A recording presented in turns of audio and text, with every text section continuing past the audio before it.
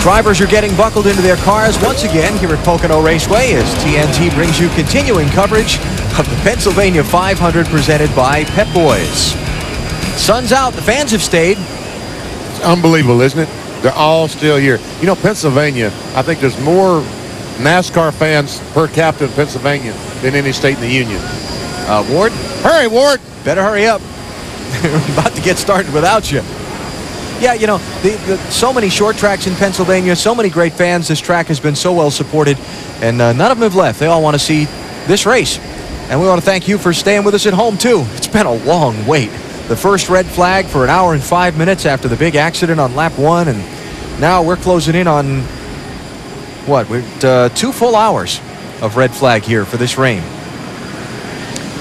Big track, long time to dry, but Bill, we're just about ready.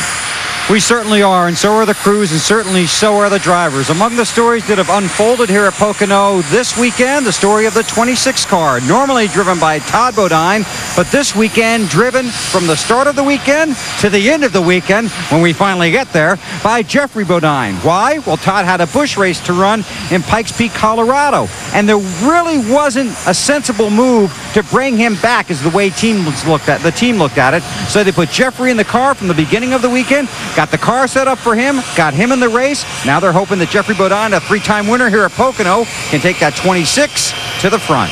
Let's go further down pit road to Dave Burns. Bill, when Rusty Wallace wrecked on the opening lap of the race, he brought it to the garage, and the crew went to work first on the rear end of the car. They made major repairs back there, and then when the red flag came out for rain, they feverishly went to work around the front end of the car. They obviously can't work on the car during a red flag, but they worked on the rear lower control arm mount so they can fix it back up in there. They fabricated parts. They laid them near it. They laid them on it, but they weren't allowed to work on the car itself. NASCAR officials have been here the entire time. Now they just wait until the race goes back to caution so that they can begin their work once again on the front end. Marty?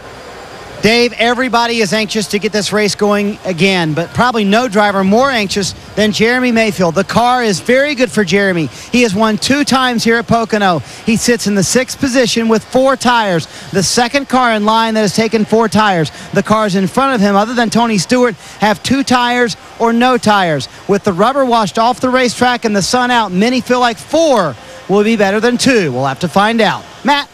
Marty, for those who might have missed it and now scoring at home, Joe Nemechek will restart from the 2nd position. A great call by his crew chief, Brian Patty. They pitted right before the caution flew, beat the rain and the caution. They took on 2 tires. And now he feels like after the track bar adjustment, trying to fix that very loose race car with those 2 tires as well, that 25 car now has track position and can contend for the win. He hasn't had a top 10 finish here in the last 12 starts. They're hoping to break their luck of 2000 with some good luck, and also some good luck here at Pocono, Alan. All right, the drivers are getting all in. They were waiting on a couple of stragglers like Ward Burton to finish hooking up all the safety equipment. It's not just a simple matter for these drivers to step in the car and buckle the seat belts. I was watching the other day, yesterday at the Busch race in Pikes Peak, and Jason Keller getting in his car. You know, the left belt is stationary. You can't adjust that. You have to do all the adjustment with the right side. And the left one is so tight, you barely can't put the thing in. I watched him get in the car, and it must have taken him 4 or 5 minutes to get buckled up and be ready to go on the racetrack. But as we saw earlier today, you want all that safety equipment in place and ready to go before you fire that car and roll off. Oh, it's been quiet here for long enough. Time to kickstart my heart. Well, tell them. Oh.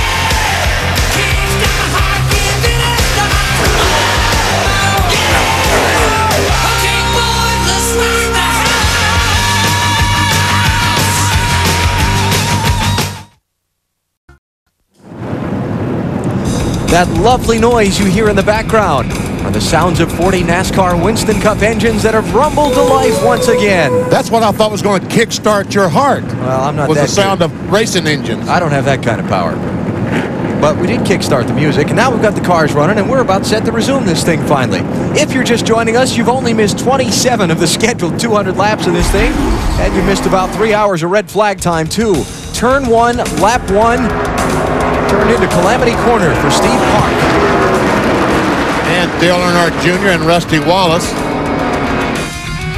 Watch this as those 2 cars get hooked up and Steve Park takes out about 100 feet of that metal guardrail separating the racetrack and the fans. Fortunately, both drivers okay. Dale Earnhardt Jr. obviously concerned for his teammate, took the check. Park was trying to extricate himself from the car, and a few moments later, Steve did just that, much to the delight of everyone. And Dale Earnhardt Jr. watches they walk away from the car arm in arm. Then we ran for about 25 laps. Then it started raining.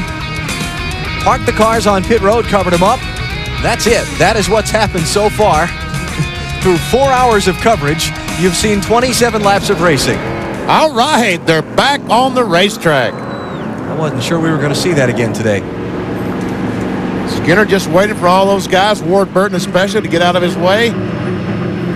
All right, he's in third gear right now, Wally. And that's the last time you'll see that car in third gear. Exactly. All right, Wally, put me back in the driver's seat here. We talked earlier about after the first red flag, if you had to get yourself psyched back up. Now you've been sitting for another 2 hours. Yeah, this is probably the most mellow these drivers will ever start a race because, like I said, they have been sitting around, and I think they just want to get this thing going, get it over with. So, it's a lot different, I think, BP, than it was when we first dropped the green flag because everybody's had time to just think about it and chill out. Oh, it's so much different. You know, when these guys come to a racetrack on the weekend, I mean, the adrenaline starts on Thursday when they drive in here and they realize tomorrow's qualifying day, Friday's qualifying day, that adrenaline starts building. And about noon on Sunday, it's as high as it's going to get. And I'm telling you right now, it's back down about where it was Friday morning. Yeah, because everybody is so programmed. Everything is by the schedule, and everybody's used to doing the same thing Friday, Saturday, and Sunday. So this really breaks it up. So do you have to talk yourself back up to the intensity level you need for the restart? I don't think you really have to talk yourself up. I think once you get in the car, you fire that engine, and these guys are rolling right now. Everybody's as focused as they ever have been, but I think it's just everybody's a little bit more relaxed. Dale Jr.'s back out, came out from the garage just as the red flag came out. Dave? And they will get penalized to the end of the longest line, but they were there anyway for coming in before they made a lap around here. They've replaced a lot of tape on that new nose. There's the letters on the left front of the valence there, DMP for Dirty Mo Posse, and he heads back out having checked the tow and filled it full of fuel. Yeah, they had some time on their hands, huh? In Junior's interview, he talked about his car and doesn't seem like any of the steering mechanism, the chassis is bent on the car. All it was sheet metal. Well, sheet metal, the radiator, the water pump, the alternator, the power steering pump, everything in front of the engine. But basically the chassis is okay, so he might run okay. Listen to the fans roar as the cars come by the grandstand for the first time.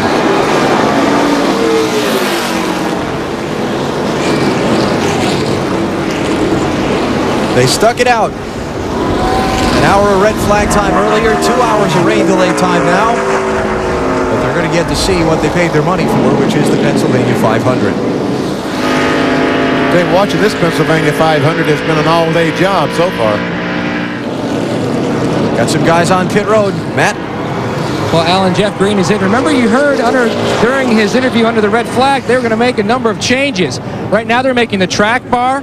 They're going to change the right rear spring. They're going to hook up the rear sway bar. And they were also talking about putting a spring rubber in the left rear. I asked Todd Barrier, what exactly is he saying about the car? He says, I don't know. He can't describe it. But it is a little bit tight. They're going to try to free it up. Bill? Ricky Rudd started second in this race, currently seventh with his crew chief, Michael McSwain. What's the situation with that car? What do you think the weather is going to do to the way it's handling? Car's a little bit off. We'd like to be a little better than we are, but we're pretty good. Made a couple adjustments, a little loose one place, a little tight another. I think we'll be okay. I mean, the car's doing what it wants to do. We need like a little bit of consistent weather for a couple of laps in a row. That would be nice, wouldn't it? Yeah. You brought the same car back here that you won with, too, or almost won with. Yeah. The car we won with, we lost in Richmond last year. The car we should have won with last race, that's this car. We only had to replace a little bit of it, so I think we're going to be pretty good. Okay, we'll be watching with you, okay? All right, thanks. All right, that's McSwain. Here's Marty.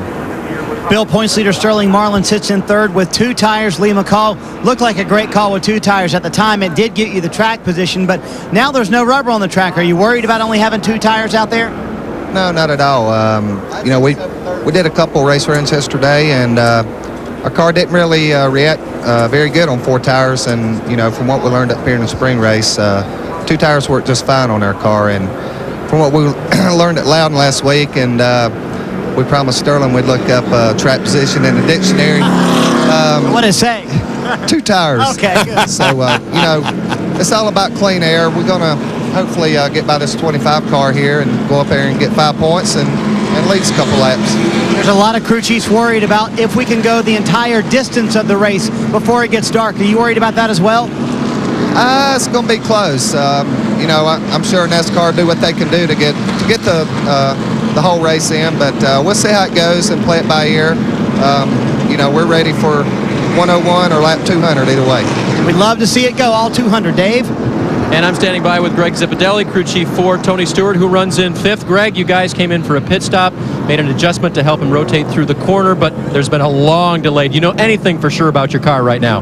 No, I don't. That's kind of why we elected to put 4 tires on the Home Depot Pontiac. I didn't want to put right sides and sit here and let them left sides cool off and then have it throw me, maybe later in the race. I figured we'll give up a little bit of track position now, know that we got 4 stickers on, and then we can work on our car again just to see how the track changed, make sure it wasn't my tires, and a combination of the track. So I think hopefully it'll pay out for us. We'll do our 2 tires if we need it later for track position. This is one of those places that you can get away with it, but Home Depot Pontiac was real good at the beginning. We made a lot of changes this morning. Probably the best we've been here yesterday afternoon, and then the way we started out this morning. So hopefully we can get a good day here. A lot of racing to go to see how those changes will pan out. Matt? Dave, Jeff Gordon's back in the 25th position. Now, Robbie, he took on 4 tires, a wedge adjustment, and air pressure to try to free up that race car, but he's been mired back in traffic. So how much does he really know how tight that race car is versus chassis versus aero? That's the hardest part. We've seen it a lot of times with DuPont Chevrolet. When we're back there in traffic, we really struggle. But as soon as you get to the front, get clean air on, it's a whole different race car.